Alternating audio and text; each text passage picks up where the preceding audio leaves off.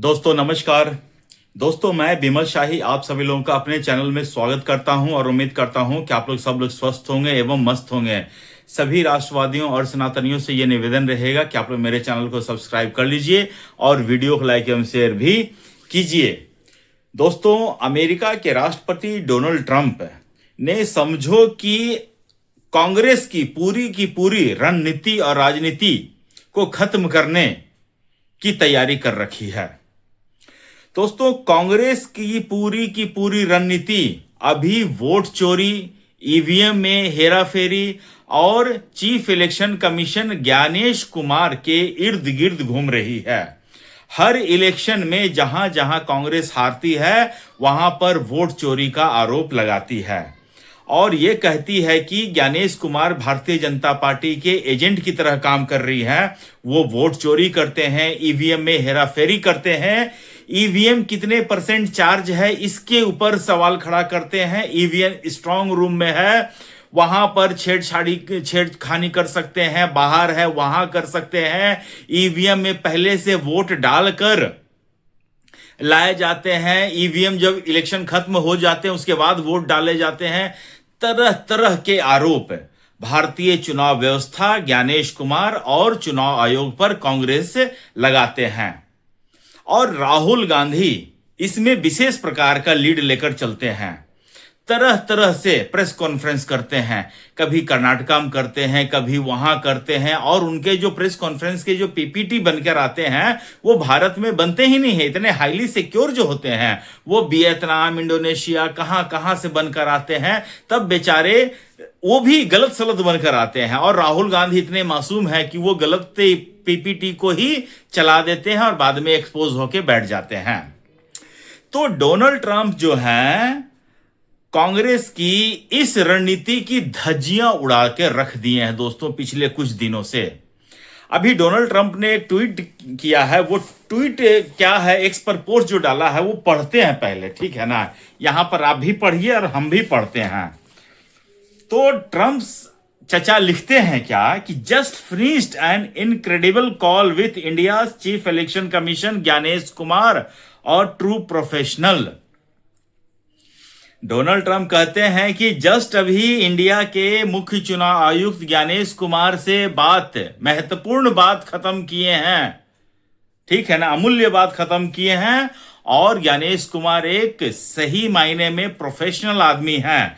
सोचिए, अमेरिका के राष्ट्रपति, विश्व का सबसे बड़ी शक्ति, वहां के राष्ट्रपति ज्ञानेश कुमार को ट्रू प्रोफेशनल कहते हैं और यहां भारत के 2 कौड़ी के कांग्रेस के नेता, उसके चमचे, उनको दलाल कहते हैं, भारतीय जनता पार्टी के एजेंट कहते हैं, आरएसएस के दल्ला कहते हैं। समझ रहे हैं ना। आपको ज्ञानी और मूर्ख आदमी में यही फर्क पता चल जाएगा। उसके बाद देखिए क्या लिखते हैं।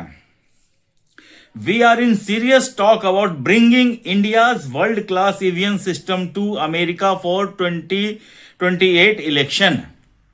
वो कहते हैं कि हम लोग बहुत सीरियस लेवल पर बात कर रहे हैं, इंडिया की जो वर्ल्ड क्लास टेक्नोलॉजी है ईवीएम, उसको अमेरिका में लाने के लिए फॉर 2028 में जो वहां इलेक्शन है उसके लिए।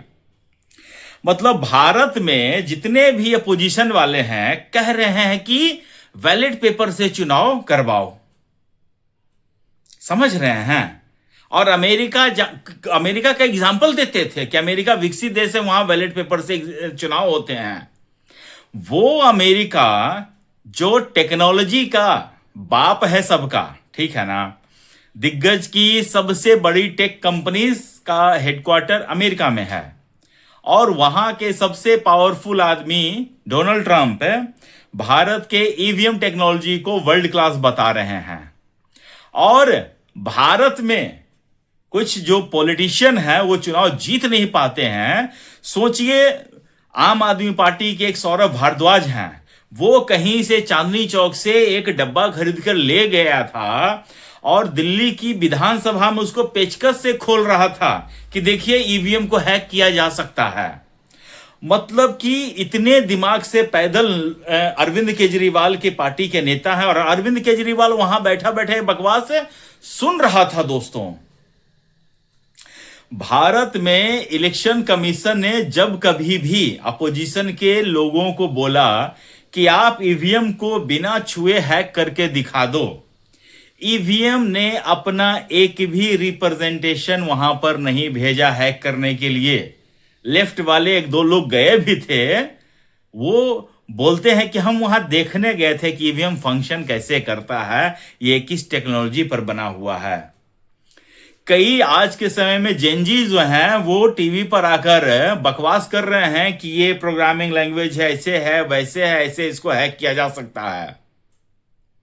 ठीक है ना। लेकिन दोस्तों, अंततः परिणाम कुछ भी नहीं निकला। ये लोगों ने ईवीएम को रोकने के लिए, ज्ञानेश कुमार को रोकने के लिए क्या क्या जतन नहीं किए हैं। सुप्रीम कोर्ट तक याचिकाएं डाली गई हैं दोस्तों। और सोचिए, सुप्रीम कोर्ट ने हर एक याचिका को खारिज किया कि नहीं, हम पुराने रास्ते पर नहीं जा सकते हैं, बैलेट पेपर से चुनाव नहीं हो सकते हैं, अब चुनाव सिर्फ और सिर्फ ईवीएम से होंगे। उसके बाद दोस्तों देखिए क्या लिखते हैं ट्रम्प साहब। These machines are unbeatable, fast and 100% secure. ये अमेरिका के राष्ट्रपति बोल रहे हैं। और भारत के लोग क्या बोलते हैं? छेड़खानी हो गया है, वोट डाला गया है। ईवीएम लास्ट हुआ था तो 90% चार्ज था, उसके बाद 10% चार्ज बचा है, तो बाकी वो तो इस तरह का लॉजिक देते थे इंडिया के पॉलिटिशियन, अनपढ़ गवार, केजरीवाल टाइप का क्रिमिनल जिसको टेक्नोलॉजी का टी नहीं पता है, वो ईवीएम के ऊपर दे रहे हैं। राहुल गांधी जैसा मदरसा छाप आदमी वो ईवीएम के ऊपर दे रहा है। No more mail in ballots, no more choice, no more rigged election. America के राष्ट्रपति अपने इलेक्शन को इस तरह का बता रहे हैं, कह रहे हैं कि अब ईवीएम आ जाने के बाद इस तरह का इलेक्शन नहीं होगा। और भारत के लोग आज भी समाजवादी पार्टी के, कांग्रेस के, आरजेडी के, Trinamool Congress, they are asking for, मतलब कि बैलेट पेपर से चुनाव की वकालत कर रहे हैं। क्योंकि सबको पता है ना कि बैलेट को लूटना बहुत आसान है। अगर लूट नहीं पाया तो उसमें स्याही डाल देने का काम करते थे कि सब इनवैलिड हो जाए। ऐसे ही नहीं, 1993 तक कांग्रेस से हमेशा पूर्ण बहुमत की सरकार चलाई है। 1993 के बाद जब से ईवीएम आया है, कांग्रेस एक बार भी पूर्ण बहुमत की सरकार नहीं बना पाई है। सोच देखिए दोस्तों। उसके बाद देखिए क्या लिखते हैं ट्रम्प साहब। India just run an election with 646 million voters. India ने जस्ट इलेक्शन एक कंप्लीट किया है जिसमें 646 मिलियन वोटर्स थे। Every single one with photo ID, हर एक के पास उनका अपना फोटो आईडी था। And it was fair, clean and beautiful. America के राष्ट्रपति कह रहे हैं कि वहां का इलेक्शन फेयर था, क्लीन था और सुंदर था। पश्चिम बंगाल का चुनाव को लेकर आप तो कहेंगे कि हिंसा मुक्त था, टोलाबाजी मुक्त था, धमकी मुक्त था। ये सब चीजें तो ट्रम्प साहब को पता ही नहीं है। उसके बाद देखिए, अमेरिका डिजर्व्स द सेम। इसका मतलब डोनाल्ड ट्रंप मान रहे हैं कि अमेरिका में इस तरह से फेयर इलेक्शन नहीं होता था और वो चाह रहे हैं कि अमेरिका में भी fair, clean and beautiful election हो। Gyanesh Kumar and I are working together to make America election great again.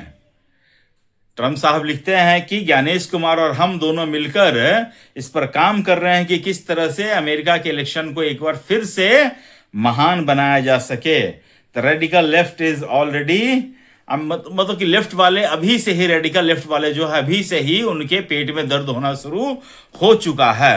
तो मोटा मोटी हिसाब यह है कि अमेरिका को भारत का ईवीएम वोटिंग सिस्टम बहुत भा गया है और अपने यहां भी इस चीज को इंप्लीमेंट करना चाहते हैं। इसके लिए वो भारत के मुख्य चुनाव आयुक्त ज्ञानेश कुमार की सहायता ले रहे हैं। और भारत में क्या हो रहा है? भारत में दोस्तों एक सफेद दाढ़ी वाला कांग्रेस का प्रवक्ता है, नाम उसका अगर आपको पता है तो बताइएगा। सफेद दाढ़ी वाला प्रवक्ता है, वो क्या लिखता है कि अगर डोनाल्ड ट्रंप के पोस्ट को रिप्लाई करके लिखता है कि अगर आपको ज्ञानेश कुमार इतना ही पसंद है तो इनको अमेरिका में ले जाइए, रखिए, और यहाँ की ईवीएम मशीन हम नेक्स्ट पॉसिबल फ्लाइट से आपको भेज देंगे।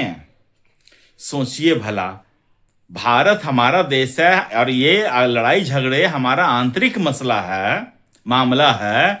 इस पे डोनाल्ड ट्रंप को रिप्लाई करने की क्या जरूरत है? इसका मतलब कांग्रेस फ्रस्ट्रेट है, और यही जो है कांग्रेस की, समाजवादी पार्टी की, राष्ट्रीय जनता दल की, आम आदमी पार्टी की, तृणमूल कांग्रेस की, जो अब तक के वोट चोरी वाले कॉन्सेप्ट पर चल रहे थे और उनको लग रहा था कि जिस तरह बांग्लादेश में वोट चोरी के लिए कोई इशू बनाकर वहां के जेनजी ने बहुत बड़ा आंदोलन खड़ा किया था, राहुल गांधी हो, केजरीवाल हो, सब जेनजी को भड़का रहे थे कि उन लोग के यहाँ चोरी हो रहा है तो आप लोग यहाँ चोरी हो रहा है तो आप लोग क्यों नहीं प्रोटेस्ट कर रहे हैं।